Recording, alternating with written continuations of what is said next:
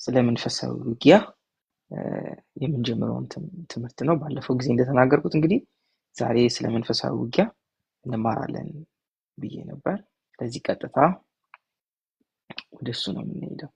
አሜን ፀሐዬ ቴንክ ዩ ሶ ማች።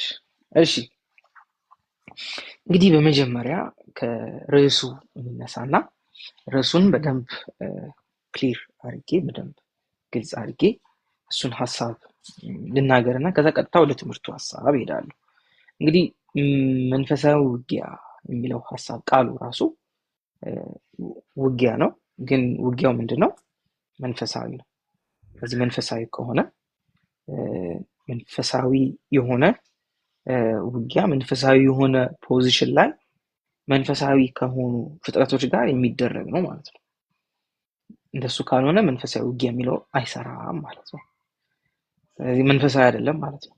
ሁሉ ነገር መንፈሳዊ ዓለም ላይ መንፈስ ከሆኑ ሰው ፍጥረቶች ጋር እንደገና ደግሞ ከመንፈሳዊ ፖዚሽን ካልሆነ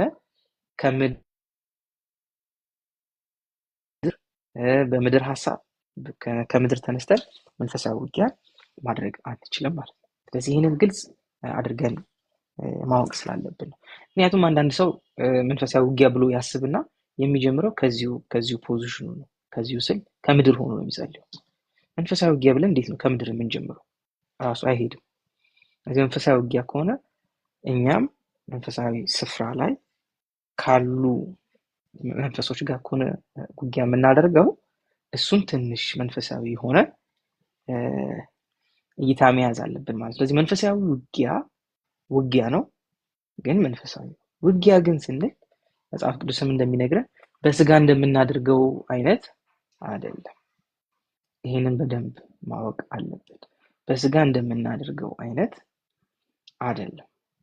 ስለዚህ እዛ ጋርና እዚህ ጋር ሆነን ምሽግ ሰርተን አንድ ቀን አንዱ እያጠቃ አንድ ቀን ሌላው እየተከላከለ ምናምን የምናደርገው አይነት ውጊያ አይደለም። አሁን ምንድነው ችግራችን? መንፈሳዊ ውጊያ ብለን የምናስበው እንደዛ ነው። ስለዚህ አንድ ቀን ሰይጣን በረታብን እንላለን፣ ከዛ ሌላ ቀን ደግሞ እኛ አሸነፍን እንላለን። ስለዚህ መንፈሳዊ ውጊያ ብለን ከዚህ ስለምንጀምር በጣም ብዙ ነገር ድብልቅልቅ ይልብናል። በጣም ከዛ መንፈሳዊ ውጊያ ብለን ደግሞ አስበን እንዴት ነው የምንዋጋው?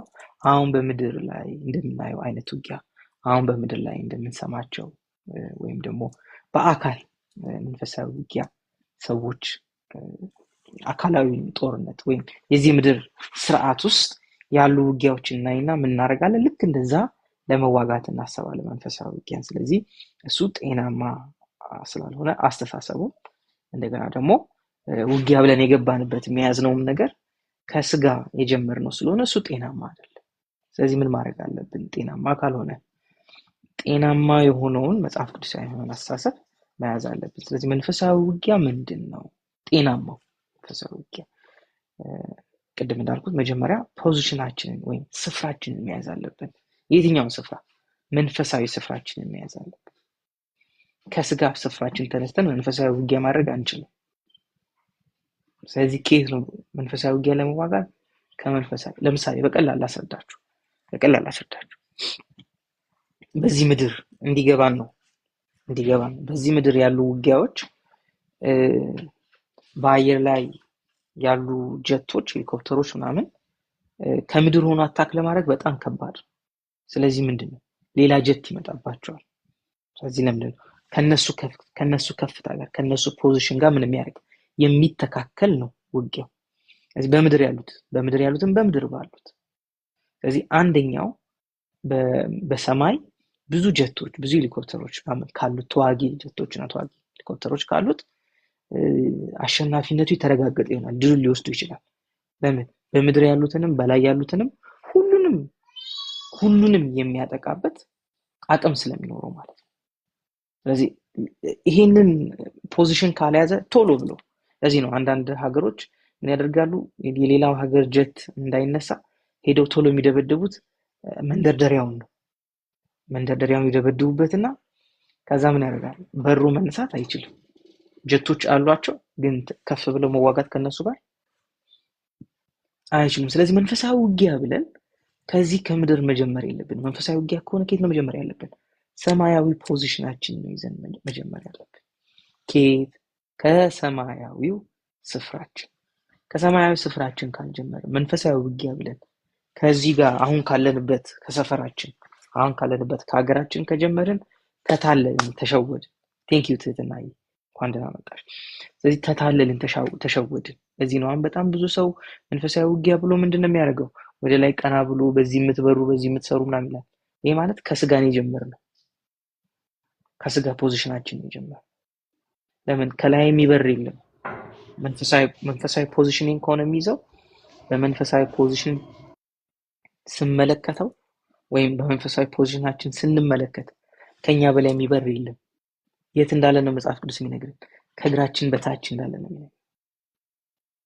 ስለዚህ ፖዚሽን ማተር ስለሚያደርግ በደንብ ለምን እንደተበለጥን ከኛ በላይ የሚሰራ ኃይል እንዳለ ማሰብና ከኛ በላይ የሚሰራ ኃይል እንዳለ ማሰብና እነዛ ያ ኃይል በሙሉ እንደተገዛ ማሰብ ልዩነት አለው። ስለዚህ የሚበርብን የለም፣ መንበርበት ነው እንጂ ያለው ከላያችን የሆነ የለም፣ ከላዩ የሆነ ነው እኛ ነን እንጂ ያለው። ስለዚህ የመጀመሪያው ይሄንን ያዙ። ስለ መንፈሳዊ ውጊያ የመጀመሪያ ማወቅ የሚገባ ስፍራችንን ነው። በመንፈሳዊ ዓለም ላይ ያለን ስፍራ የቱ ጋር ነው የተቀመጥኩት፣ የቱ ጋር ነው ያለሁት ብለን ምን ማድረግ አለብን? መጀመር አለብን። ይሄንን በትክክል ካላወቅን ካልተረዳን የመጀመሪያው ፖዚሽን ስለሆነ ፖዚሽናችን በትክክል ካልተረዳን ተጠቂ መሆናችን ተጎጂ መሆናችን አይቀርም። ስለዚህ ይሄንን ማሸነፍ የምንችለው ይሄንን ኦቨርካም ማድረግ የምንችልበት የመጀመሪያው ነገር እግዚአብሔር ስለኛ ወይም የእግዚአብሔር ቃል ስለኛ ፖዚሽን ምን ይናገራል ብለን ማወቅ በጣም መሰረታዊ ነገር ስለሆነ አንድ ይሄ ነው ፖዚሽን። መንፈሳዊ ውጊያ ከሆነ መንፈሳዊ ፖዚሽናችን ምን ማድረግ አለብን? መያዝ አለብን። መንፈሳዊ ስፍራችንን ከያዝን ከዛ ምን እናደርጋለን? ጤናማ የሆነ መንፈሳዊ ውጊያ ይኖራል። ሌላው ሁለተኛው ነገር ማወቅ መንፈሳዊ ውጊያን በተመለከተ ማወቅ ያለብን ነገር ሁለተኛው ጠላትን ማወቅ የሚለውን ሐሳብ ያዙልኝ። ጠላትን ማወቅ። ማን ነው ጠላታችን? አሁን ጠላትን ማወቅ ሲባል አንዳንድ ሰው ምን ይላል መሰላችሁ? የማይጠራው ያጋንንት ስም የለም። የማይጠራው ያጋንንት ስም የለም። ጠላትን ማወቅ ማለት እሱ አይደለም። በስም በእንደዚህ በእንትና ምናምን ምንድነው ጠቋር ምናምን ያልን ስለጠራን አጋንንት ጠላታችን እናውቃለን ማለት አይደለም። ጠላትን ማወቅ ማለት ጠላት እግዚአብሔር ባስቀመጠው ቦታ ባስቀመጠው ስፍራ ያለው ኃይል ምን እንደሆነ እነዚህን ሁሉ መረዳት ማለት ነው። ቴንክ ዩ። ስልጣኑን ስናቅ የተቀመጠበትን ቦታ ስናቅ ኃይሉ ምን እንደሆነ ስናቅ ነው እኛ ራሱ አታክ ማድረግ የምንችል። ስለዚህ ኃይሉንም ማናቀው ቦታው የት እንደሆነ ማናቀው ምን ማድረግ እንደሚችል ምንም የማናቀውን ጠላት ተነስተን ስም ስናቅ ጠላት ያወቅን ስለሚመስለን የማንጠራው ስም የለም ያጋንንት ስም ብለን። በነገራችን ላይ እነሱ ስሞች ብዙ የሚበዙት አፍሪካ ውስጥ ይመስለኛል። ሌላ ሀገር ብዙ ስም ያላቸው ይሄን ያህል ስም ያላቸው አይመስለኝም። አንዳንድ ሰው የማይጠራው ስም የለም። በመሰረቱ እነዛ ስሞች በሙሉ የተጠሩት ስሞች በሙሉ አጋንንት ተብሎ የተጠሩት ስሞች በሙሉ መጽሐፍ ቅዱሳዊ ስላልሆኑ ብዙ ትኩረት ማድረግ የለብንም። እሺ እኛ ሀገር በጣም ብዙ ስለ አጋንንት ስም ስለሚጠራ እነሱን ሁሉ ማወቅ የለብንም። መንፈሳዊ ውጊያ ለማድረግ ጠላትን ማወቅ ማለት እሱ አይደለም። ቴንኪ ፀሐይ። ጠላትን ማወቅ ማለት እሱ አይደለም። በቃ ይህንን ማስቀመጥ አለብን። ይሄ ከእግዚአብሔር ቃል የተማርነው ከእግዚአብሔር ቃል የወሰድነው አይደለም። ከሆነ ከካልቸር ከሆኑ ሰዎች ምናምን ሰምተን ነው እንጂ መጽሐፍ ቅዱስ አይነግረንም። ስለዚህ የጠላትን ኃይል ጠላትን ፖዚሽን ከዛ ደግሞ እግዚአብሔር መጽሐፍ ቅዱስ ወይም እግዚአብሔር ስለ ሰይጣን የነገረን ነገር ሁሉ በትክክል መረዳት አለብን። ቴንክ ዩ ፀሐይ። you are blessed። ስለ ሰይጣን የተናገረውን የእግዚአብሔር ቃል ስለ ሰይጣን የተናገረው ነገር ማወቅ አለብን። ምን ማለት ነው ማወቅ አለብን ስንል ሰይጣን ውሸታም ነው ካለ መጽሐፍ ቅዱስ ውሸታም ነው ይላል አይደል? እሱ የውሸት አባት ሲዋሽ ከራሱ አመንጭቶ ይዋሻል ይላል። ስለዚህ ውሸታም ካለ ምንድነው ሰይጣን? ምንድነው? ጻፉልኝ እስቲ። ውሸታም ነው። ምንም እንትን የበቀል መንፈስ የለም። አይዟችሁ፣ የሚበቀላችሁ ዛሬ እሱን ስለሆነ የምናፈርሰው ማለት እሱን ሀሳብ ስለሆነ የምናፈርሰው። ስለዚህ ውሸታም ነው። ውሸታም። ስለዚህ ውሸታም ከሆነ የኔ ፓስተር ሚላል መሰላችሁ፣ ውሸታም ከሆነ እገልሃለሁ ካለ ውሸቱን። ስለዚህ እንደማይገል እርግጠኛ መሆን አለ። ለምን? እሱ ምንድነው? ውሸታም ነው።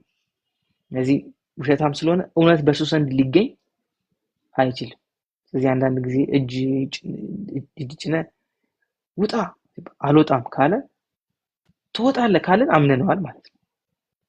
እውነት እንደተናገረም አልከናል አምነናል ማለት ነው። ስለዚህ ውጣ ሲባል አልወጣም ካለ ማመን የለብንም። ለምን?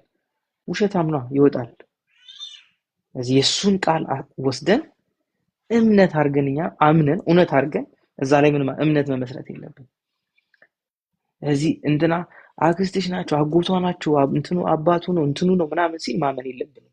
ለሚሰጠው መረጃ በሙሉ ምንድነው? የውሸት ነው። እሱ ውሸት የውሸት አባት ነው። ሲዋሽ ከራሱ አመንጭቶ ምን ያደርጋል? ይዋሻል። ስለዚህ ሰይጣን የተናገረውን ነገር እንደ እውነት አድርገን ማውራት ራሱ የለብን። እንደዚህ ማይክ ይዘን ምናምን በቴሌቪዥን ምናምን ሰይጣን አወራ ብለን ማስተላለፍ የለብንም። ለምን? ውሸት ነው የሚያወራው ነገር በሙሉ ውሸት ነው። በቃ ይህንን ውሸታም እንደሆነ የውሸት ምንጭ እንደሆነ ያወጣው ነገር ሁሉ ከውሸት እንደሆነ ካወቅን ስለ ሰይጣን ያለን አመለካከት ትክክለኛ ይሆናል ማለት ነው። ለምን? መጽሐፍ ቅዱስ ምን ስለሚለው? ውሸታም ስለሚለው። ስለዚህ ብዙ ቴንኪዩሪቲ ብዙ እዛ ላይ ማተኮር የለብንም። ሌላ ስለ ሰይጣን ማወቅ ሲባል መጽሐፍ ቅዱስ ሰይጣን የሚጠራበት ሌላ ስም ደግሞ ሌባ ነው ይላል።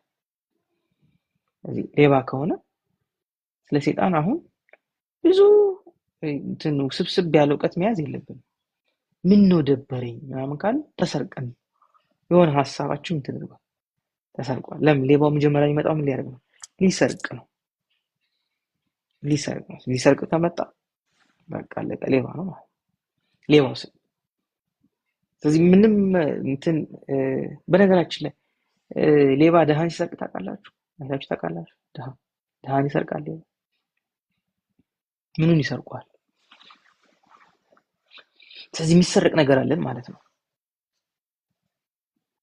ብዙ ውድ የሆኑ ነገሮች አሉ ማለት ነው፣ ሊሰርቃቸው የሚችላቸው ነገሮች። ስለዚህ ምን ማድረግ አለብን?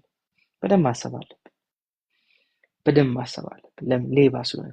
ሌላ በኋላ ምን እነግራችኋለሁ። ስለ ሰይጣን አንደኛው ማወቅ ያለብን ነገር ደግሞ ሌላው ተጨማሪ ምን መሰላችሁ? ጳውሎስም እንደሚናገር የዲያብሎስን ሽንገላ አንስተውም ወይ ማታለል። ስለዚህ አታላይ፣ ሸንጋይ፣ ሸንጋይ። ይሄንንም ማወቅ አለብን። ጠላትን ማወቅ ማለት ባህሪውን ማወቅ ነው እንጂ በእንትን የተቀመጣችሁ በእንትን የምትበሩ በምስራቅ የምትመጡ በሰሜን የምትመጡ ማለት ይሄ ጠላትን ማወቅ አይደለም። ይሄ በነገራችን ላይ አሁን በጣም ብዙ ክርስቲያን ያለው እውቀት በሰይጣን እንደተከበበ ነው። በሰይጣን እንደተከበበ ዳዊት መዝሙር 139 ላይ በብሉይ ኪዳን እንግዲህ በመዝሙር 139 ላይ አንተ በቀኝም በግራይም በላይም ዙሪያዬን ከበብከኝ ይላል። እግዚአብሔር ከበኸኛል ይላል። ከአንተ ወዴት እሄዳለሁ? በላዬ ነህ አለ፣ በቀኝ በግራዬ ዙሪያዬን ምን አድርገኸኛል? ከበኸኛል። ስለዚህ የሚከብ ጠላት አይደለም ያለን፣ የሚከብ አባት ነው ያለን። ተከበን ያለ ነው በእግዚአብሔር። በጣም ብዙ ሰው ሰይጣን ይሰራል ብሎ የሚያስበውን ያህል እግዚአብሔር ይሰራል ብሎ አያስብም። ሰይጣን ያለውን ኃይል ያህል እግዚአብሔር ኃይል እንዳለው አያስብም። ስለዚህ በፍርሃት የተዋጠ ነው በጣም ብዙ ክርስቲያን በፍርሃት የተዋጠ ነው። በምን ፍርሃት ካላችሁኝ፣ በሰይጣን ፍርሃት። ለምን? አያውቅም። ስለ ሰይጣን ስራ ነው እንጂ የሚያውቀው መጽሐፍ ቅዱስ ስለ ሰይጣን እንደሚናገረው አያውቅም። በጣም ብዙዎቻችን የምናውቀው እውቀት ሌላ መጽሐፍ ቅዱስ ሰይጣን እንደገለጠው አይደለም የምናውቀው። መጽሐፍ ቅዱስ ስለ ሰይጣን እንደሚናገረው አይደለም እኛ ሰይጣንን የምናውቀው። ስለዚህ በደንብ ማወቅና መረዳት ያለብን ነገር የመጀመሪያው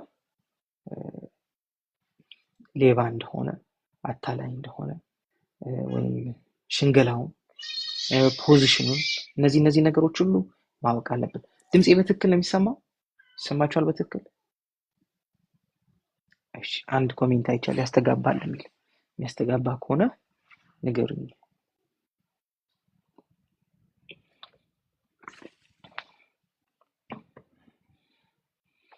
እሺ፣ ይቆራረጣል የሚል አለ። ይሰማል። እሺ፣ የሚቆራረጥባችሁ ምናልባት እንግዲህ ብዙ ሰው ይሰማል እያለ ስለሆነ እስቲ እናንተ ወይ ወታችሁ ተመልሳችሁ ግቡ እስቲ የሚስተካከል ከሆነ፣ ምክንያቱም ገስት ላይ የሚያሉት ምልክት የሚሰጡኝ እንደሚሰራ ነው። እሺ ትዙዬ የት ሄደሽ ነው? እሺ ይሰማል። እሺ ቴንክ ዩ ፀሐይ፣ ጥሩ ነው። እሺ ስለዚህ እንቀጥል። እንግዲህ ጠላትን ማወቅ ማለት እንግዲህ ባህሪውን፣ ካራክተሩን፣ ስራውን እግዚአብሔር ወይም የእግዚአብሔር ቃል ወይም መጽሐፍ ቅዱስ እሺ ትዙዬ መጽሐፍ ቅዱስ ወይም የእግዚአብሔር ቃል ስለ ሰይጣን የነገረንን በትክክል ማወቅ ነው ጠላትን ማወቅ ማለት። እንግዲህ እዚህ ጋር አንድ ነገር በደንብ ግልጽ ማድረግ አለብን። እሱ ምንድነው መሰላችሁ?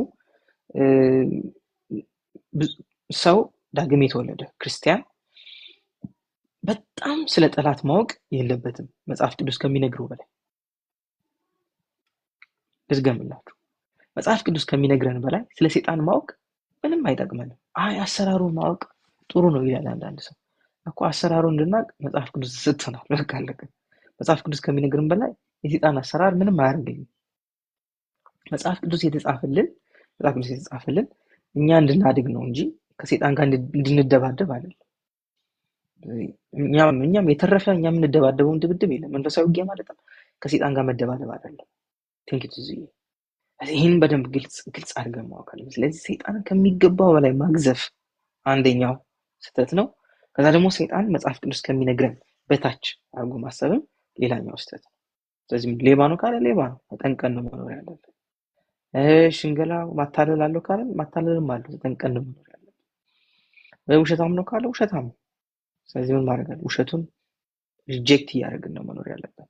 መጽሐፍ ቅዱስ የሚለንን ስናቅ ወይም በዛ አይነት እውቀት ስናቅ እኛ ነፃ ሰዎች ነን። በጣም በነፃነት መኖር እንችላለን።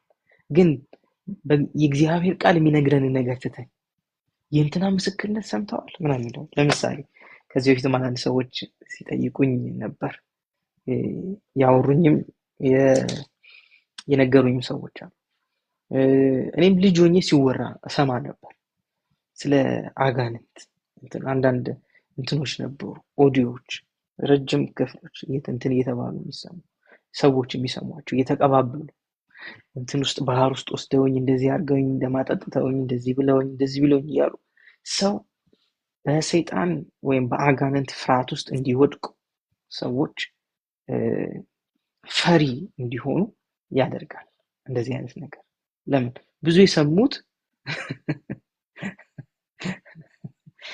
የጻፈችልን ነው አስቱ። ብዙ ሰዎች ይሄንን ስለሰሙ የእግዚአብሔርን ፍቅር አልተለማመዱም በዚህ ውስጥ። ይልቁን የሰይጣንን ፍርሃት ነው ተለማመዱት። የሰይጣንን ፍርሃት፣ የሰይጣንን ጥላቻ፣ የሰይጣንን ኃይል ምናምን ያዩበት እዛ ውስጥ እንጂ የእግዚአብሔርን ፍቅር፣ የእግዚአብሔርን እርዳታ፣ ከዛ ደግሞ እኛ ምን ያህል ኃይለኞች እንደሆነ በምን አይነት ክብር እንደምንኖር ምናምን አልተረዳንም፣ አልተገነዘብንም። ያንንም መገንዘብ የምንችልበት ምንም ነገር እዛ ውስጥ አናገኝም። ስለዚህ በጣም ልንገራችሁ፣ ቸርች ውስጥ በጣም ስለ አጋንንት የሚወራ ከሆነ ወታችሁ ሂዱ። ለመሰላችሁ ይሄ ምንም ጥቅም የለውም ለእናንተ። ለመሰላችሁ ጥቅም የለውም። እናንተን የሚያሳድግ ነገር ከአጋንንት አታገኙም። ስለ አጋንንት ከተወራ ምንም አታገኙም። ለእናንተ እድገት የሚሆን ነገር ምንም የለውም። በጣም ብዙ ሰዓት እንደዚህ አይነት ነገሮች ላይ የሚጠፋ ከሆነ ለእድገታችሁ ምንም አይደለም። እንደውም ይሄን የሚሰሙ ሰዎች በሙሉ ፍርሃት ዴቨሎፕ ያደርጋሉ። ፍርሃታቸው ያድጋል እንጂ እነሱ አያድጉም። ፍርሃት ደግሞ ካደገ እምነት አለን ማለት ነው ለሰይጣን። ስለዚህ ምን ያደርገናል? ነገሩ ይሆንብናል ማለት ነው፣ እንያዛለን ማለት ነው በዛ በፈራነው ነገር። ስለዚህ ምንድነው የሚሻለው? እኛ መጽሐፍ ቅዱስ ስለኛ፣ መጽሐፍ ቅዱስ በክርስቶስ ኢየሱስ ስለሆን ነው፣ በክርስቶስ ኢየሱስ ስላገኘ ነው ነገር ምን ያደርገናል? ያስተምረናል፣ ይነግረናል። ስለዚህ ይሄንን በማወቅ ምን እንሆናለን? በደንብ ጸንተን መቆም የምንችል ጠንካራ ግራውንድ ይዘን መቆም የምንችል ክርስቲያኖች እንሆናለን። አሁን ግን ምን እንሆናለን? ፊር የሚከትብን ነገር እንሰማለን ስለ ሰይጣን። ስለዚህ በአጋንንት ስርዓት የነበሩ ሰዎች ምስክርነት አለ ከተባለ እንዳትሄዱ። ምን ያደርግላቸዋል? እናንተ በአጋንንት ስርዓት ውስጥ አይደል ያላችሁት። ስለዚህ የእነሱ ምስክርነት ለእናንተ ህይወት የሚጨምረው ነገር የለም። እናንተ መቼ ነው መሄድ ያለባችሁ? ትምህርት፣ ተከታታይ ትምህርት ይጀመራል። ጸሎት አለ ምናምን ሲባል መሄድ አለባችሁ፣ ቸርች መገኘት አለባችሁ። ለምን? ይሄ እናንተን ሊያሳድግ የሚችል ነገር፣ እናንተን ሊገነባ የሚችል ነገር። የአንድነት ጊዜ ይኖረናል ምናምን ሲባል መገኘት አለብን። ለምን? ይሄም እርስ በርስ ቅዱሳን የሚያደርጉት የሚተናነጹበት የሚያድጉበት ነገር ሲሆን፣ ግን ስለ አጋንንትና ስለ ሰይጣን የሚወራ ከሆነ ቸርች ውስጥ በደንብ ሰው አያድግም። ስለ ኃጢአት በጣም ረጅም ጊዜ የሚወራ ከሆነ ሰው አያድግም። እነዚህ ሰውን ሊያሳድጉ የሚችሉ ነገሮች አይደሉም። ግልጽ ነው የምናገረው ነገር አይደል? በደንብ እየገባችሁ ነው? እሺ። ስለዚህ አሁን ስለ ሰይጣን ይሄን ያህል ካልኩ ይበቃል። መጽሐፍ ቅዱስ የሚለውን ያህል ከተናገርኩ ይበቃል። ብዙም ስፍራ መስጠት ስለሌለብን ታዲያ ምንድነው ማወቅ ያለብን? አሁን ማወቅ ያለብንን ጠቃሚ ነገሮች ላሳያችሁ።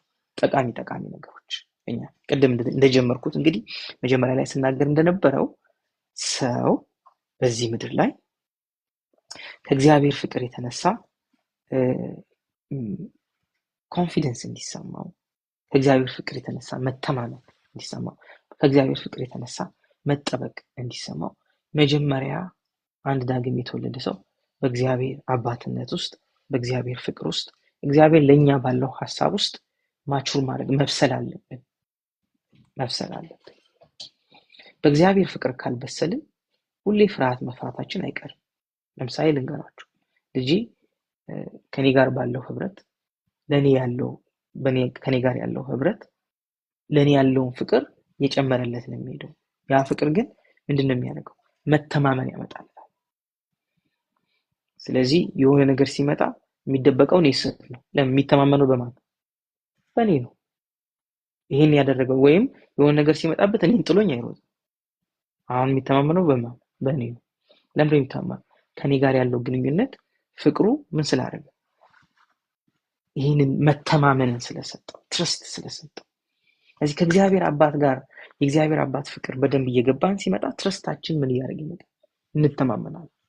ስለዚህ ሁልጊዜ እንደምናገረው ሰይጣን ወይም ሉሲፈር የሚቀጥለው ግቢ ተከራይቶ ቢኖር ለቀን አንሄድም። እኛ ጠንቋይ ያለ እዚህ ሰፈር ምናምን ብሎ አንዳንድ እንትኖች ለቀው ይሄዳሉ። ሰፈር እንትን ውጊያ አለ ምናምን። አይ እሱ ነው ጠንቋይ ነው እየለቀቀ መሄድ ያለበት። እየለቀቀ ጫካ እየገባ ምናምን መሄድ ያለበት እሱ ነው። የት ለቀን? እኛ ከተማ ነው የምንኖረው። ስለዚህ ኢየሱስ እንዳሉት የእግዚአብሔር ልጅ ጊዜው ሳይደርስ ታጠፋን መጣህና ስለዚህ አስወጣን። በቃ እዛ እንግባ አሳማዎች ውስጥ። በቃ መሸሽ ያለበት እሱ ነው፣ እኛ አይደለም። ስለዚህ መጽሐፍ ቅዱሳዊ ሐሳቦች ነው የምነግራችሁ። ስለዚህ በእግዚአብሔር ፍቅር መጠበቅ ሲሰማን፣ በእግዚአብሔር ፍቅር እኛ ፕሮቴክሽን ውስጥ እንዳለን፣ በእግዚአብሔር ፍቅር እኛ መተማመን ስንጀምር የእግዚአብሔር ጥበቃ ከኛ ጋር እንዳለ እናስባለን እንጂ ሰይጣን የሆነ ጊዜ ጠብቆ መጥቶ የሆነ ነገር ጣል አድርጎብን እንደሚሄድ ማሰብ የለብን። ለምንድን ነው እንደዚህ አይነት ሐሳብና ፍርሃት የሚገባብን? የምንጠበቀው የሚመስለን ራሱ በጸሎታችን ነው እንጂ እግዚአብሔር አባት እንደሚጠብቀን አናስብም ብዙዎቻችን። ይሄ ደግሞ ሌላ ሽንፈት ነው። ስለዚህ እግዚአብሔር እንደሚጠብቀን በዚህ መተማመን የምንችለው የእግዚአብሔር ፍቅር ስንረዳው።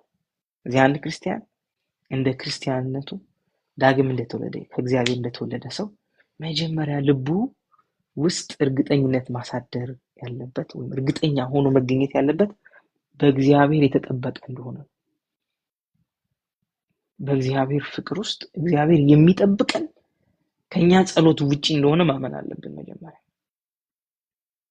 እኛ ጸለይንም አልጸለይንም በእግዚአብሔር የተጠበቀ እንደሆነ ማመን አለብን። ይሄንን በደንብ እርግጠኛ ሆነን መናገር ብቻ ሳይሆን በደንብ እርግጠኛ ሆነን መኖር አለብን። በቃ እግዚአብሔር የሚጠብቀን ልጆቹ ስለሆነ ነው። ስንጸልይ የሚጠብቀን ከዛ ያልጸለይን ቀን የሚተወን ከሆነ እየተጠበቅን ያለ ነው በገዛ ዋጋችን ነው ማለት ነው። እየከፈልን ጸሎት የሚባል ነገር እየከፈልን ነው ማለት ነው እግዚአብሔር የሚጠብቀን። ጸሎት እየከፈልን እግዚአብሔር የሚጠብቀን ከሆነ ኪሳራ ውስጥ ነን ማለት ነው። ለምን እንተኛለና? ጸሎት ጨርሰን እንተኛለን። ስንተኛ ምንድን ነው? እንዴት ልንሆን? የዛን ሰዓት ማን ሊመጣልን? ከባድ ነው፣ በጣም አደጋ ነው። እዚህ የመጀመሪያው ማወቅ ያለብን ነገር እኛ ምንም ነገር ከማድረጋችን በፊት ምንም ነገር ከመስራታችን በፊት መንፈሳዊ ውጊያ ምናምን ብለን ሌላ እርምጃ ውስጥ ሌላ ኤክስፒሪየንስ ውስጥ ከመሄዳችን በፊት እግዚአብሔር በፍቅሩ እንደሚጠብቀን መተማመን አለብን። በእግዚአብሔር ፍቅር የተጠበቅን እንደሆነ፣ በእግዚአብሔር ፍቅር ውስጥ የተያዝን፣ የተወደድን፣ የተመረጥን እንደሆንን ምን ማድረግ አለብን? እርግጠኞች መሆን አለብን። ይሄንን ማወቅ አለብን።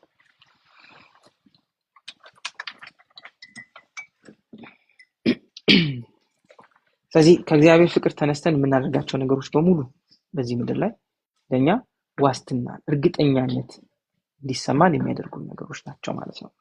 እሺ እንቀጥል። እንግዲህ አሁን መንፈሳዊ ውጊያ የሚባለው ነገር ውስጥ ከመድረሳችን በፊት እኛ ጋር መኖር ያለባቸውን ነገሮች እየነገርኳቸው፣ ጠላትን ቦታ ማወቅ፣ ስፍራውን መጽሐፍ ቅዱስ እንደሚነግረው እሱን ማወቅ፣ የኛ ፖዚሽናችንን ማወቅ፣ የአባትን ፍቅር ማወቅ፣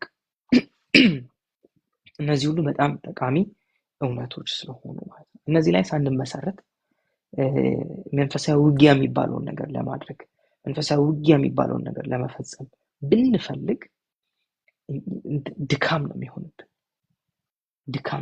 ለምን? ዝም ብለን ከትራዲሽናል ባህላዊ ከሆነ ነገር ነው እንጂ ተነስተን የምናደርገው አንዳችን የሚያመጣልን ውጤት የለም። እንግዲህ ስሙ፣ አንዳንድ ነገሮች ከእግዚአብሔር ቃል ተነስተን የጀመርናቸው አይደሉም። ዝም ብለው ማህበረሰብ ውስጥ ስለተገኘን ብቻ የምናደርጋቸው፣ የትኛው ማህበረሰብ ውስጥ? ጴንጤ ማህበረሰብ ውስጥ ስለተገኘን ብቻ የምናደርጋቸው ነገሮች አሉ። እሱንም አሁን በደንብ አሳያቸዋለሁ። ለምሳሌ በደንብ ከእግዚአብሔር ቃል ተነስተን እናያለን እነዚህ ሁሉ። ለምሳሌ መጽሐፍ ቅዱስ በአየር ላይ የሚበሩ በእንትን ላይ ያሉ በእንትን የሚሰሩ ምናምን አጋንንት ይወጋ ብላችሁ ጸልዩ የሚል አንድም ክፍል ፈልጋችሁ አታገኙ። መጽሐፍ ቅዱስ ላይ። እሺ ሌላ ደግሞ ጨምርላችኋለሁ። ሰይጣን በደንብ ቅድም ሳልናገር ይሄን ስላለፍኩ፣ ሰይጣን የሚሰራው በደንብ ሰው ሰይጣን የሚሰራው በአየር በባህር አይደለም። ሰይጣን የሚሰራው በውሸት ነው፣ በሐሳብ ላይ ነው፣ በአእምሮ ላይ ነው ሰይጣን የሚሰራው። ለዚህ ነው ይሁዳን ኢየሱስን ወስዶ እንዲሸጠው ሐሳብ ጨመረበት። በቃ ዳሴት አለቀ። ሰይጣን አየር ላይ ምንም አይሰራም። ምን ያደርጋል? አየር ላይ ምንም የሚሰራው ነገር የለም። አየር ላይ ሰው ጋር ነው ስራው ያለው። ለምን? አሳች ስለሆነ ያንን ውሸት፣ ያንን ማታለል የሚቀበልለት ሰው እንዲኖር ይፈልጋል። ስለዚህም ለማታለል፣ ለመዋሸት ሰው ጋር ነው የሚመጣው። አየር ላይ ማንን ነው የሚዋሸው? ማንም የሚዋሽ የለም አየር ላይ ማንንም። ሰይጣን ይውላችሁ ያለው እኛ የያዝነው ዕውቀት ጋር ነው። የውሸት ዕውቀት የያዘ ሰው በቃ አለቀ። ሰይጣን ተሳክቶለታል። ለኛ የውሸት ዕውቀት ከሰጠን በዛ ምን አድርገናል? በቃ ተታለናል ማለት ነው። በዛ አታሉናል ማለት ነው። ስለዚህ ልንገራችሁ፣ በአየር ላይ የሚሰራ፣ በባህር የሚሰራ፣ በእንትን የሚሰራ፣ አየር ላይ የሚሰራ፣ ባህር የሚሰራ ያ ሐሳብ እኔ ጋር ካልመጣ ምንም ይጎዳኝ ነገር የለም። ለዚህ ነው የዲያብሎስን ሽንገላ መቋቋም ትችሉ ዘንድ ነው የተባለው። ምኑን? ሽንገላውን። እየሰማችሁ ነው የምናገረው? ቴንክ ዩ መሲ። እየሰማችሁ ነው አይደለ? የዲያብሎስን ሽንገላ ምን ማድረግ ትችሉ ዘንድ? መቋቋም ትችሉ ዘንድ። ስለዚህ ሽንገላውን ለመቋቋም አየር ላይ የምትሰራ ምናምን አይደለም ይባላል። አየር ላይ ይስራ፣ ምንም ችግር የለውም ይስራ። ምን ያደርገዋል አየሩ? ምንም ያደርገው ነገር የለም። ምንም ያደርገው እንዴ በሰማይ የምታስረው በእንትን የታሰረ በምድር የምትፈታ የተፈታ ይሆናል። ምን ማለት እንደሆነ እሱም ራሱ ግልጽ እናደርጋለን። ዛሬ እንኳን ጊዜ ካልበቃል በሚቀጥሉን ሳምንት ግልጽ እናደርጋለን። እሱ ይሄ በጣም መሰረታዊ ነገሮች ስለሆኑ ለምን እነዚህን ጥቅሶች ይዘን ነው በምድር የምታስረው በሰማይ ታስራል፣ በምድር የምትፈታው በሰማይ ተፈታ ይሆናል የሚለውን ጥቅስ ይዘን የታሰርኩን ስንል የሚታሰር እዛ የተፈታ አይደለም። እንደሱ አይደለም ቃሉ። ቃሉ እንግዲህ እነዚህን መጽሐፍ ቅዱሳዊ ሀሳቦች ሚስ ኢንተርፕሬት የተደረጉ በሌላ መልክ ስለተገለጡ ነው እንጂ ያ ክፍል የሚናገረው እኔ በዚህ ምድር ላይ የምፈቅደው ነገር ሰማይም ይፈቅደዋል ማለት ነው።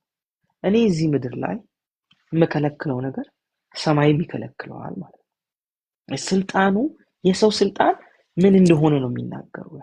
አንተ የምትፈቅደው፣ አንተ የምታስረው፣ አንተ የምትከለክለው እሱ በሰማይም የተከለከለ ይሆናል። ስለዚህ ሰማይ ከኛ ውሳኔ ጋር ይስማማል ማለት ነው። ያ ማለት ለምን ስልጣን የተሰጠው ለሰው ስለሆነ፣ ኢየሱስም ስልጣንን መልሶ ሄዶ ለሰው ነው። ስለዚህ ሰው በምድር ሆኖ የሚናገረው የትኛውም ነገር ሰማይ ምን የሚያደርገው የሚስማማው። ስለዚህ እዚህ ሳስር ሰማይ ምን ያደርጋል? ይስማማል። እኔ እዚህ ስከለክል ሰማይም ይከለክላል። እኔ እዚህ በቀላሉ ኤልያስ መጣና ካፌ ቃል በቀር ዝናብ አይዘንብም ብሎ ሄደ። ዘግቶት ሄደ 3 ዓመት ተኩል። እንዲህ እግዚአብሔር ኧረ እባክህ እንደው ይዝነብ፣ ኤልያስ አበዛው፣ መዝነብ አለበት ምናምን ብሎ እግዚአብሔር ሰው እየተራበ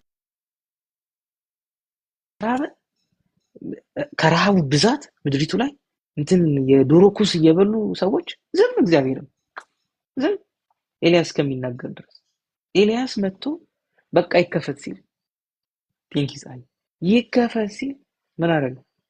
ተከፈተ። በቃ አለቀ። የሆነ ትንሽ ደመና ሲባል በቃ ይዘንባል ብሎ ሄደ። ምንም ልንገራችሁ፣ ይሄ ነው አንተ ሰው በምድር የሚፈቅደው በሰማይ የተፈቀደ ይሆናል። ሰው በምድር የሚያስረው በሰማይ የታሰረ ይሆናል ማለት ይሄ ነው። ሌላ ነገር ምንም ውስብስብ አይደለም። ግልጽ ነው፣ ግልጽ ነው። ሰው ከለከለ ማለት በምድር ላይ ከለከለ ነው። ሰው ፈቀደ ማለት ፈቀደ ነው። የሰው ስልጣን የዚህ ነው ያለው። ለዚህ ነው ያዕቆብ ሲናገር እንደዚህ ይላል፣ ኤልያስ እንደኛው ሰው ነበር ይላል። እንደማ እንደኛው እስቲ ኤልያስም እንደኛው ሰው ነበር። እሺ ኤልያስን ሰማይ ሰምቶታል እንዳይዘንብ ሲል? እኛንም ይሰማናል ማለት ነው። ኤልያስ ዝነብ ሲል ሰማይ ሰምቶታል? አዎ ሰምቶታል። ስለዚህ እኛንም ምን ያደርገናል? ይሰማናል። ለምን? እንደኛው ሰው ነበር ብሏል መጽሐፍ ቅዱስ። እዚህ ምንም ማወሳሰብ አያስፈልግም።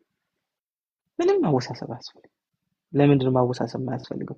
መጽሐፍ ቅዱስ በግልጽ ስለነገረን ምን ብሎ እንደኛው ሰው ነበር ብሎ። ስለዚህ እንደኛው ሰው ከነበረ በቃ አለቀ። እንደኛው ሰው ነው። ምንም የተለየ ስፔሻል ነገር አልተሰጠውም።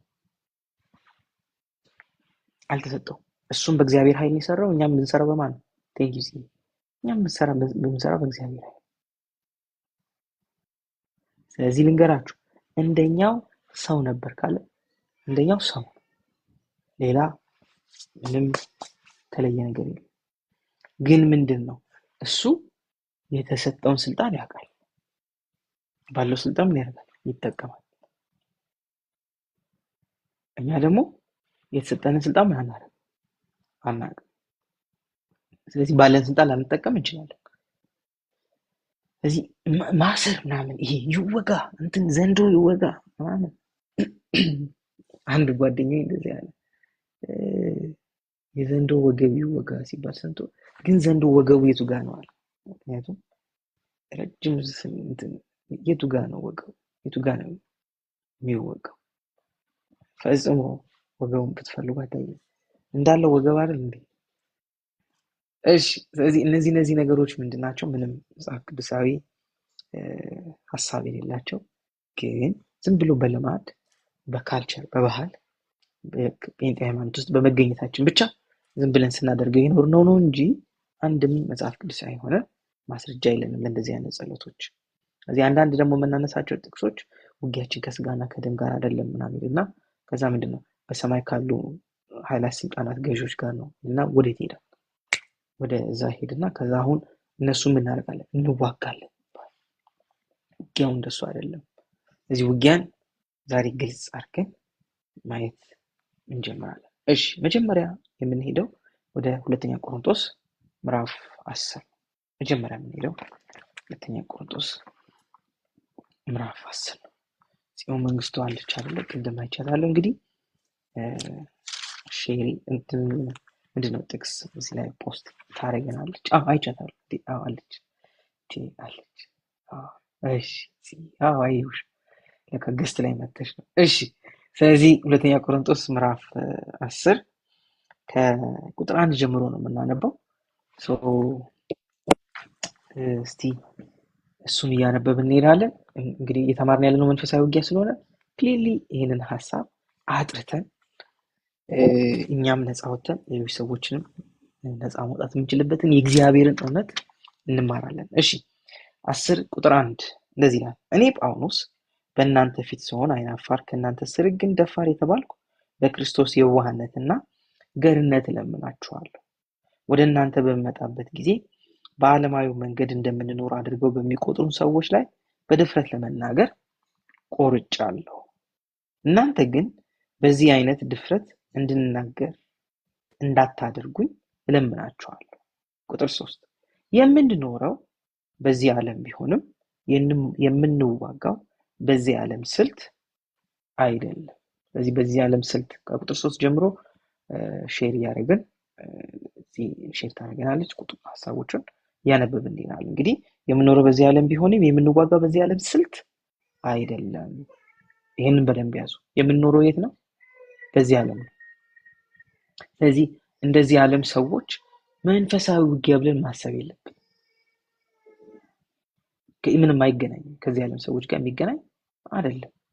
ወይም በዚህ ዓለም ስርዓትና መንገድ አይደለም። በፍጹም አይደለም።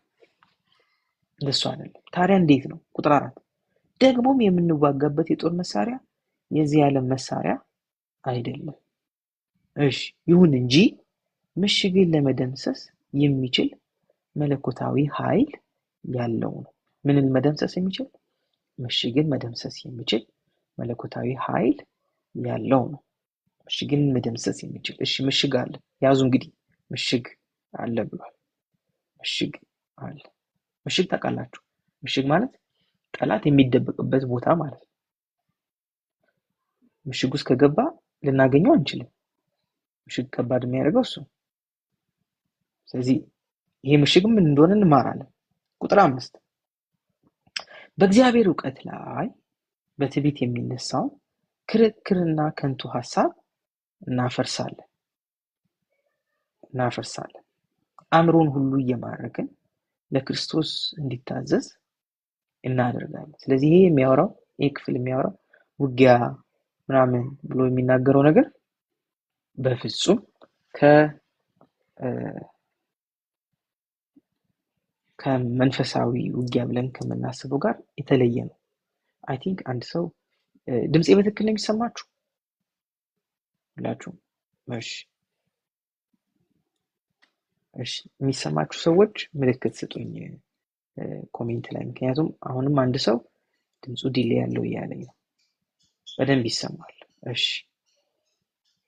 ሁላችሁም ይሰማችኋል። ኦኬ ስለዚህ ወጣችሁ የሚያስቸግራችሁ ሰዎች ፕሊስ እየወጣችሁ ተመልሳችሁ ግቡ። ምክንያቱም ብዙ ሰው ይሰማል እያለ ስለሆነ ከኔ ጋር አይደለም ማለት ነው። እሺ ምስጋና ደግሞ ታፕታፕ እናርግ እያለች ነው። ኦኬ እሺ እንቀጥል። እሺ ስለዚህ በእግዚአብሔር ዕውቀት ላይ በትዕቢት የሚነሳውን ክርክርና ከንቱ ሐሳብ ሁሉ እናፈርሳለን። ስለዚህ ውጊያ ተብሎ የተቀመጠው እዚህ ጋር እናፈርሳለን የተባለው በሙሉ ከሰይጣን መደብደብ አይደለም።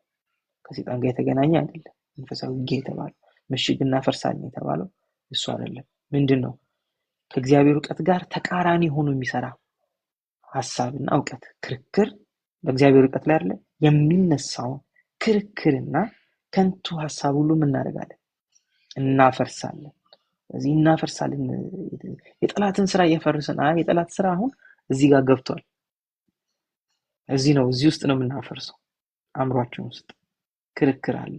በእግዚአብሔር ተፈውሰሻል ሲል የእግዚአብሔር ቃል ለምሳሌ አረ ብትፈውሽ እንዲትሆኝ ነበር የሚለው ክርክርና ከንቱ ሀሳብ የሚነሳው የት ነው? እዚህ ነው መጀመሪያ፣ እዚህ ነው። ስለዚህ እሱን ምን እናደርጋለን? እናፈርሳለን። ከዛስ አእምሮን ሁሉ እየማረክን ለክርስቶስ እንዲታዘዝ እናደርጋለን። የቱን አእምሮ? ይኸው በክፉ ሀሳብ በውሸት የተያዘውን አእምሮ ምን እናደርጋለን? እንማረካለን። መማረክ ማለት ለራስ ማድረግ ማለት ነው። ስለዚህ በሌላ በውሸት እውቀት የተያዘውን ሀሳብ ማርከን ምን እናደርጋለን? ለራሳችን እናደርገዋለን። ለእግዚአብሔር እንዲታዘዝ እናደርጋለን ማለት ነው። እስቲ እንቀጥል ደግሞ መታዘዛችሁ በተፈጸመ ጊዜ አለመታዘዝን ሁሉ ለመቅጣት ምን አድርገናል? ተዘጋጅተናል። ምንን ለመቅጣት? ስለዚህ ውጊያው እዚህ ክፍል ላይ የተጻፈው አሁን ብዙ ሰው የሚያነባት የመጀመሪያውን ክፍል ነው። በዚህ ዓለም የምንመላለስ ቢሆን ውጊያችን እንደዚህ ዓለም ሰዎች አይደለም። እዛ አሁን በቃ እንዋጋለን መንፈሳዊ ውጊያ ተብሎ ከዛ በኋላ ያለው ቀርቷል። ማንም ትዝ አይለው አናቆም ራሱ ብዙዎቻችን ከዛ እቺ የመጀመሪያውን ብቻ ነው የምንኖረው። በዚህ ዓለም ቢሆን የምንዋጋው በዚህ ዓለም ስልት አይደለም የምትለው ጥቅስ ትጠቀሳለች። ከዛ ምንድነው ውጊያ ተብሎ በሰሜን ያላችሁ፣ በምስራቅ ያላችሁ፣ ከባህር የምትወጡ፣ በአየር የምትበሩ እየተባለ ይጸልያል። ከዛ እንደዚህ ተጸልዮ መሪዎች ተጣሉ ይባላል እርስ በርስ እንደዚህ ተጣሉ። ከዛ በመሪዎች መካከል ጸብ የሚዘራ ይባላል። ከዛ ቸርች ትከፈላለች። እንደዚህ እየተጸለየ ለምንድን ነው ቸርች እንደዛ መጥቶ? ምክንያቱም ሰይጣን ሌላ አሳይመንት ሰጥቶናል። ምንም ውጤት የማናመጣበት ነገር መንፈሳዊ ነገር ያለው ይመስላል፣ ግን ምንም መንፈሳዊ ነገር ስለሌለው ምን ያደርጋል? በቃ ወደዚህ ዞረን ይባላል፣ ወደ ምስራቅ ዞረን፣ ወደ ደቡብ ዞረን ይባላል። ብለን ይሄ እጃችን እስኪገነጠል ምናምን ብለን ብዙ ሰው በጣም ብዙ ጩኸት ጴንጤ ቸርች ውስጥ የሚሰማው ሰይጣን ሊንገሰጽ ሲባል በጣም የእግዚአብሔር ቃል ሲሰበክ ብዙ ጩኸት አይሰማም፣ ጸጥ ነው ይባላል። አሜን የሚል ሰው እንኳን ከመሃል ዝም ብሎ ድንገት ጮክ ብሎ አሜን ካለ እንዲህ ብሎ ነው ሰው ሁሉ የሚያው። ያ ሁሉ ለሰይጣን ሲጮህ የነበረው ሰው አንድ ሰው ለእግዚአብሔር ቃል ከጮኸ፣ በእግዚአብሔር ቃል ከተደሰተ አሜን ምናምን ካለ በጣም ቶሎ አሜን የሚል ከሆነ በእግዚአብሔር ቃል በጣም የሚደሰት ከሆነ ሰው ቶሎ ዞር እያለ እሱን ያዋል። መስማት አልቻልንም ይላል። አይ ቶሎ ምላሽ መስጠት የነበረብን ለእግዚአብሔር ቃል ነበር፣ ለሰይጣን ሳይሆን። ለሰይጣን ሲባልስ በጣም አግሬሲቭ ነን። እናቶች ወገባቸውን ያስራሉ፣ እንትኖች ጎልማሶች ኮታቸውን ያውልቃሉ ይገሰጻል ሲባል ለምን? ለሰይጣን በጣም አዌርነስ አለ። ይሄ ክፍልስ የሚነግረን ምንድን ነው? እሱ ነው አይደለም። ይሄ ክፍል የሚነግረን ውጊያው እዚህ ውስጥ መጥቷል እያለ ምሽግ ተሰርቶ የተቀመጠ የውሸት እውቀት አለ። ተደበቀ ምሽግ ውስጥ። ምሽግ የሚያስፈልገው ለመደበቅ ነው። ስለዚህ እሱን በምንድን ነው የምናፈርሰው? በእግዚአብሔር ቃል እውቀት የምናደርገዋለን፣ እናፈርሰዋለን። የት ነው የምናፈርሰው? እዚህ ውስጥ አእምሮ ምንድን ለክርስቶስ እንዲታዘዝ እናደርገዋለን፣ ለእውነት እንዲታዘዝ እናደርገዋለን። ምንም አእምሮ፣ የቱን አእምሮ? ይሄን አእምሮ አሁን ምን እያደረገ ስለሆነ? በእግዚአብሔር እውነት ላይ እየተነሳ ስለሆነ፣ እየተቃወመ ስለሆነ፣ ክርክር እያስነሳ ስለሆነ። ተፈውሰሻል፣ ጌታ ተቀብሎሻል፣ ተባርካችኋል፣ እንደዚህ ሆናችኋል ምናምን ስንባል ምን እናደርጋለን? ክርክር ይመጣብናል፣ ይገፋል፣ የሆነ እውቀት ይመጣል። ታዲያ ብትባረኪ እንደዚህ ትሆኚ ነበር፣ ታዲያ እግዚአብሔር ቢቀበልሽ እንደዚህ ትሆኚ ነበር፣ እንትና እንደዚህ ይሆኑ። ክርክር በእግዚአብሔር እውቀት ላይ የሚነሳው ክርክር።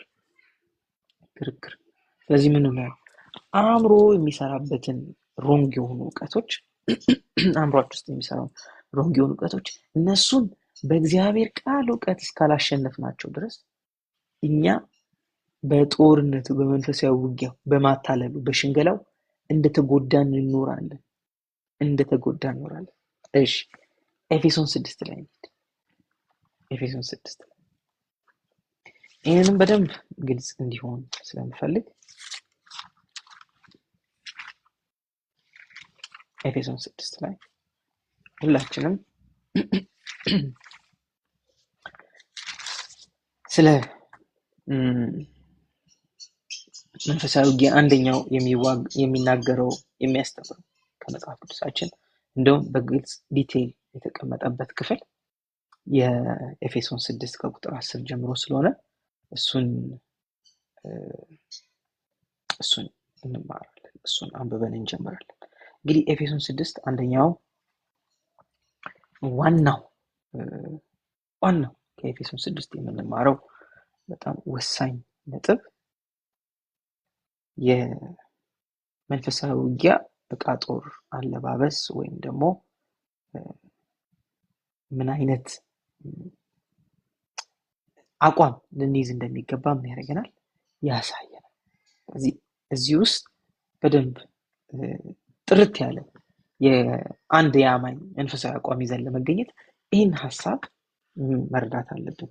እኔ በአዲስ ትርጉም ነው የማነበው። እንደዚህ ይላል፣ በተረፈ ይላል በጌታና ብርቱ በሆነው ኃይሉ ጠንክሩ። ምን በሉ? ጠንክሩ።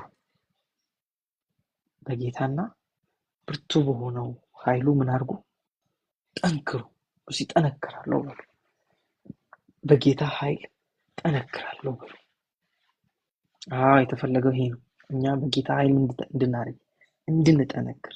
ከዛስ ቁጥር 11 እንደዚህ ይላል፣ የዲያብሎስን የተንኮል ስራ መቋቋም ትችሉ ዘንድ። የዲያብሎስን የተንኮል ስራ ምን ታደርጉ? ወይም ሽንገላ መቋቋም ትችሉ ዘንድ። ካልጠነከርንስ ገፍትሮ ይጥለናል ማለት ነው። ጥሎን ይሄዳል ማለት ነው። አፍርሶን ይሄዳል። ጠንክሩ የተባልነው መቋቋም ትችሉ ዘንድ ምኑን? የዲያብሎስን ሽንገላ ወይም ደግሞ የውሸት ስራ ምን ታደርጉ ዘንድ? መቋቋም ትችሉ ዘንድ። ይሄንን ያዙ፣ ጠንክሩ። ስለዚህ አንድ ሰው መንፈሳዊ ውጊያን ከማሰቡ በፊት አለኝ ወይ መቋቋም የምችልበት፣ የሚመጣውን ቻሌንጅ መቋቋም የምችልበት ጥንካሬ አለኝ ወይ? ያ ጥንካሬ ከሌለኝ የሚያጠፋኝ የራሴ ድካም ነው። ስለዚህ በጌታና ብርቱ በሆነው ኃይሉ ምን አድርጉ? ጠንክሩ። ከዛ የዲያብሎስን ሽንገላ ምን ማድረግ ትችላላችሁ? መቋቋም ትችላላችሁ። እዚያም የመጀመሪያው ሰው መንፈሳዊ ውጊያ ምናምን ከማለቱ በፊት መቋቋም የምንችልበት ጥንካሬ አለን። ከዛ ደግሞ እንደዚህ ያንን መቋቋም የምትችሉበት የእግዚአብሔርን ሙሉ የጦር ዕቃ ምን አድርጉ? ልበሱ። መቋቋም የምንችልበት ምን? ሙሉ የጦር ዕቃ ልበሱ። ቁጥር 12 ምክንያቱም በደንብ ስሙ፣ ምክንያቱም ተጋድሏችን ከስጋና ከደም ጋር ሳይሆን፣ ደገመልን፣ ከስጋና ከደም ጋር ሳይሆን ከዚህ ከጨለማ ዓለም ገዦች ምንድን ነው የሚያደርጉ? ይደባደቡናል መጥተው? አይደለም። የሽንገላ ስራን የተባለ ማታለል ነው። እነዚህ ሁሉ መጥተው ምንድን ነው የሚያደርጉ? ነው ለማታለል ነው። ምክንያቱም ተጋድሏችን ከስጋና ከደም ጋር ሳይሆን ከዚህ ከጨለማ ዓለም ገዦች፣ ከስልጣናት፣ ከኃይላት እንዲሁም በሰማይ ስፍራ ካሉ ከርኩሳን መናፍስት ሰራዊት ጋር ነው ይልና ቁጥር 13 እንደዚህ ይላል፣ ክፉ ቀን ሲመጣ መቋቋም ትችሉ ዘንድ። ምን ቀን ሲመጣ? ክፉ ቀን ይመጣል እያለ ነው ጳውሎስ። ለዚህ ጌታም ዋስትና አልሰጠንም። ክፉ ቀን ሲመጣ እናንተ መቋቋም እንድትችሉ፣ እናንተ ጠንክራችሁ መቆም እንድትችሉ የተፈለገው እሱ። ጠንክሩ። ለምን? ክፉ ቀን ሲመጣ ይኸው መቋቋም ትችሉ ዘንድ። ምን ታደርጉ ዘንድ? መቋቋም። ይህን በደንብ ላሳያችሁ። መቋቋም ማለት ሬዚስት ማድረግ እንድትችሉ፣ ክፉ ቀን ሲመጣ ኖ እንድትሉ። ለምሳሌ ኢየሱስ ወደ መስቀል ሲወሰድ መተው ወታደሮች ሲወስዱት ያ ክፉ ቀን ነበር። ስለዚህ ምን እንደሆኑ ታውቃላችሁ? ተበተኑ። መቋቋም የሚችሉበት አቅም አልነበራቸው። ግማሾቹ ካዱት፣ ግማሾቹ ሄዱ፣ ሸሹ፣ አመለጡ። እንደ ጴጥሮስ ግማሹ ተራገመ። አላቆም የት አውቀዋለሁ ምናምን አሉ። ቴንኪው ፍቅር የት አውቀዋለሁ አላቆም ማን ነው? ስለዚህ ይሄን መቋቋም የሚችሉበት ምን የላቸው? ጥንካሬ፣ ብርታት የላቸው። ስለዚህ ክፉ ቀን አይመጣም ይላል መጽሐፍ ቅዱስ አይልም። ክፉ ቀን ሲመጣስ እናንተ ያን ክፉ ቀን ሲመጣ መቋቋም ትችሉ ዘንድ ምን አድርጉ? የጦር ዕቃው ልበሱ፣ በርቱ፣ ጽኑ። ጠንክሩ። ምን እንድታደርጉ? ያንን ክፉ ቀን ማሸነፍ የምትችሉበትን ጥንካሬ፣ አቋም እንድትይዙ። ስለዚህ ካልጠነከረ አንድ ሰውስ ክፉ ቀን ሲመጣ ይዞት ይሄዳል ማለት ይዞት ይሄዳል። ስለዚህ አሁን ቀላል ነው ይላችሁ አይደለም፣ ሌላ ነገር አይደለም። ብዙ ጊዜ ሰው የሚፈተንባቸው ነገሮች በጣም ግልጽና ናቸው። በጣም ወይ ህመም ሊሆን ይችላል፣ ወይ ደግሞ በጣም የተሻለ ስኬትም የተሻለ ኑሮም ሊሆን ይችላል። ሁለቱም መንፈሳዊ ከመሆን የሚገኙ አይደሉም። መንፈሳዊ መሆናችንን የሚያሳዩ አይደሉም ሁለቱም። ድህነትን፣ ብልጽግና መንፈሳዊነትን አያሳይም። እሱ ግን ሰዎች በእነዚህ በሁለቱም ሊፈተን ይችላል። ይህንን መቋቋም የሚችልበት ጥበብ ከሌለው ሰይጣን በሁለቱም ሊጎዳም ይችላል። በሁለቱም ለምሳሌ ሀብት እያላቸው እምቢ ብለው ከብዷቸው ሀብታቸውን ትተው መከተል ያቃታቸዋሉ። ከዛ ደግሞ ከድህነታቸው ብዛት ደግሞ እግዚአብሔርን አጉረምርመው እግዚአብሔርን ጠልተው የኖሩም ሰዎች አሉ። ስለዚህ ድህነትም በራሱ ወደ እግዚአብሔር አያቀርብም፣ ሀብትም በራሱ ወደ እግዚአብሔር አያቀርብም። በሁለቱም ፈተና ስላለ ስለዚህ ፈተና ማለት ሰው ስለ አንድ ነገር የሚያውቀው እውቀት የሚፈተንበት ነው። ለዚህ ነው እግዚአብሔር እስራኤላውያን መጣና በዘዳግም 8 ላይ በልብህ ያለውን ያውቅ ዘንድ በምድረ በዳ ፈተነህ አለ።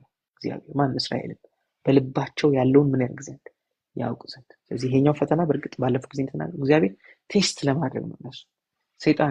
ሰይጣን ኢየሱስንም መጥቶ ምን አደረገው? ፈተነው አይደለ? ፈተነው ኢየሱስን መጥቶ የእግዚአብሔር ልጅ ከሆንክ አለ። ተርቦ ነው የጠየቀው አይደል? ይሄንን ፈተናው የመትረፍረፍ ነው የሙላት አይደለም። ተርቦ እጅግ ተራበ ይላል። 40 ቀን ከጾመና ከጸለየ። ስለዚህ ምን አደረገው? ፈተነው። ከ40 ቀን ጾምና ጸሎት በኋላ ምን አለው? በእውነት የእግዚአብሔር ልጅ ከሆንክ ይሄንን ምን አድርግ? ድንጋይ ዳቦ አድርግ። ሌላኛው ደግሞ የክብር የሀብት ነው። ሌላኛው ፈተና። ስለዚህ ሁሉ ፈተና እነዚህ ናቸው። ሌላ ነገር አይደለም እንዳትጠብቁ። ይሄ ነገር እንዳይመስላችሁ። ስለዚህ ኢየሱስ በዚህ ተፈተነ። አዎ ተፈተነ። ስለዚህ ለኛ የሚቀርብልናል። አዎ ሽንገላው በዚህ በኩል ስለሆነ። ስለዚህ ቁጥር 13 ክፉ ቀን ሲመጣ መቋቋም ትችሉ ዘንድ የእግዚአብሔርን ሙሉ የጦር ዕቃ ልበሱ። መቋቋም ትችሉ ዘንድ ምኑን? ክፉ ቀን። ከዛስ የእግዚአብሔርን ሙሉ የጦር ዕቃ ልበሱ ይልና ሁሉን ከፈጸማችሁ በኋላ ጸንታችሁ መቆም ትችላላችሁና። አያችሁ? ሁሉን እነዚህን ልብስ ለብሳችሁ ከጨረሳችሁ በሙሉ እነዚህን አለባበሳችሁን በደንብ ካስተካከላችሁ ምን ማድረግ? ጸንታችሁ መቆም ትችላላችሁና። በምን? በውጊያው በሚመጣው ውጊያ ጸንታችሁ መቆም እንድትችሉ ምን አድርጉ? ሁሉን ለብሳችሁ ተገኙ። አለዚያስ መቋቋም አትችሉም እያለ። ስለዚህ መቋቋም እንድንችል ምን ማድረግ አለብን? ሙሉ የጦር ዕቃ ለብሰን መገኘት አለብን። ስለዚህ ምን ይላል? ሙሉ የጦር ዕቃን ሲናገር እንደዚህ ይላል። እንግዲህ ይላል ወገባችሁን በእውነት ዝናር ታጥቃችሁ ይላል። ምናችሁ? ወገባችሁን በእውነት ዝናር ታጥቃችሁ። ዝናር ማለት እንግዲህ ጥይት የሚቀመጥበት አይደል?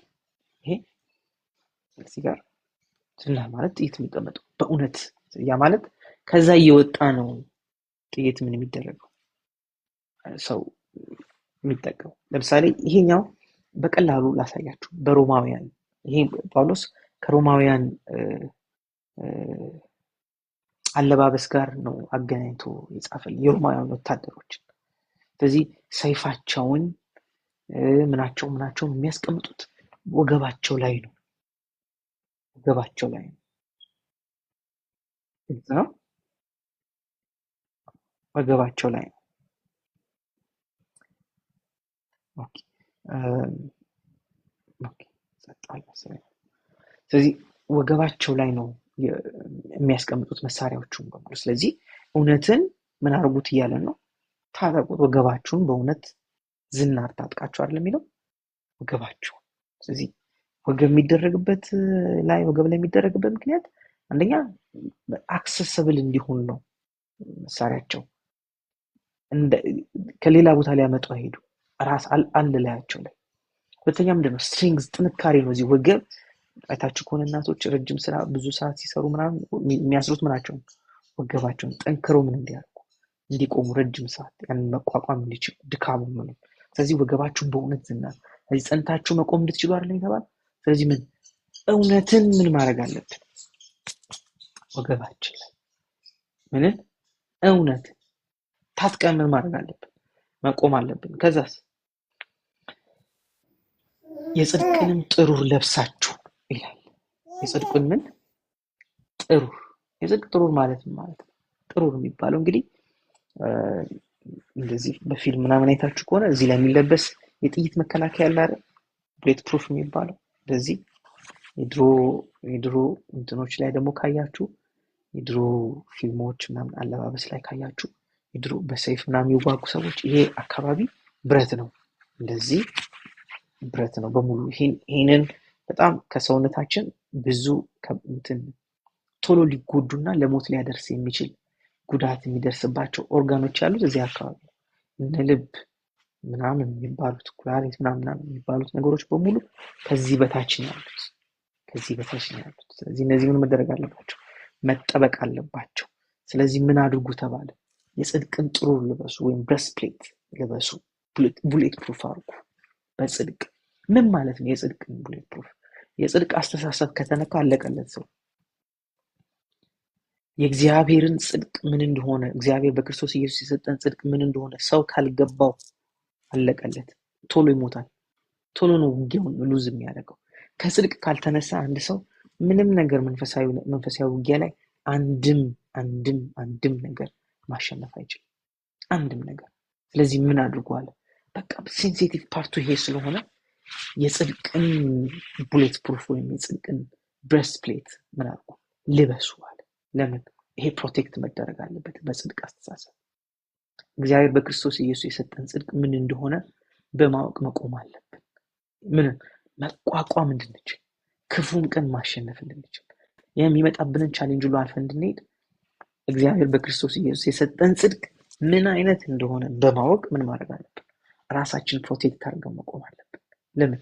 መጀመሪያ አታክ ሊደረግ የሚፈለገው ጽድቅ ስለሆነ፣ ጽድቃችን ስለሆነ።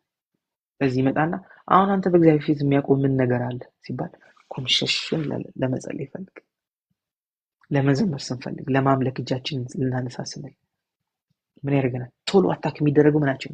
ጽድቃችን። ስለዚህ አንቺ እንዴት በእግዚአብሔር ፊት ትቆሚያለሽ? ያደረግሽው ነገር ምናምን ሲባል ምን እናደርጋለን? ጸሎታችን ለሰው እንዲፈወስ ለፈውስ ለመጸለይ እጃችን እንዲህ ስንል ቅድም እንትናን ያልሻትን ረሳሽ፣ ቅድም እንትና ለእንትና የተናገርሽው ረሳሽ። ከዛ ቶሎ ጽድቃችን ኮንሽሽን ለምን ቴንክ ዩ የምናስበው ጽድቅ ብለን የምናስበው በሙሉ ኢየሱስ ክርስቶስ ከሰራልን ውጪ ከሆነ ምን ያደርገናል? ያሸማቅቀናል፣ ያሳፍረናል በደንብ። ስለዚህ ምን ጽድቃችን ተነካ ማለት ነው። ያ ማለት ምን? በቃ አታክ ተደረግን ማለት ነው። ዊክ ሆንን ማለት ነው። ደከምን ማለት ነው። ውጊያውን በትክክል መዋጋት አንችልም። ስለዚህ ሳትናወጡ መቆም ትፈልጋላችሁ በመንፈሳዊ ውጊያ? እግዚአብሔር ስለሰጠን ጽድቅ በደንብ ማወቅ አለባችሁ። ያ እናንተ ፕሮቴክት የሚያደርግ ያ ለእናንተ ፕሮቴክሽን የተነገረ። ስለዚህ እኔ በክርስቶስ ኢየሱስ ያለኝን ጽድቅ አወቅኩ ማለት በቀላሉ ማንም ሰው ሊያወርደኝ ሊነካኝ አይችልም። ማንም ሰው። እሺ ተውት፣ ሰው የሚለውን እናውጣው። የትኛውም አይነት የሰይጣን ሽንገላ እኔ ሊረብሸኝ አይችልም። የትኛውም አይነት ውሸት እኔም ከምጸልየው መኖር ከምፈልገው ክርስትና ሌቭል ሊያስቆመኝ ሊያስቀረኝ አይችልም። እዚህ ነው ቡሌት ፕሩፍ የሚለበሰው። ቡሌቱ አልፎ ወይም ጥይቱ አልፎ አካልን ምን እንዳይጎዳ አይደል? ለዛ ነው አይደል? ስለዚህ የጽድቅ ጥሩር ልበሱ የተባለው ለዛ ነው። አልፎ ገብቶ ምን እንዳይጎዳ። ጽድቅ ተነካ ማለት በቃ አለቀልን። ሀዘንተኛ ነን፣ ኮንፊደንስ የለንም፣ ፈሪዎች እንሆናለን፣ አልቃሾች እንሆናለን። ብዙ ነገር ነው የምንሆነው፣ በጣም ብዙ ነገር። ዌልካም ብራዘር መሳይ፣ ቴንክ ዩ፣ እንኳን ደህና መጣ። ስለዚህ ሰዎች በዚች አይነት አለባበስ መቆም አለባቸው። በዚህ አይነት አለባበስ መቆም አለባቸው። ምን አይነት ብሬስፕሌት ማድረግ አለባቸው? የምን? የጽድቅ ብሬስፕሌት ማድረግ አለባቸው። ምን ያደርጋቸዋል? ፕሮቴክት ያደርጋቸዋል። ምናቸው? ዋናው ከባዱ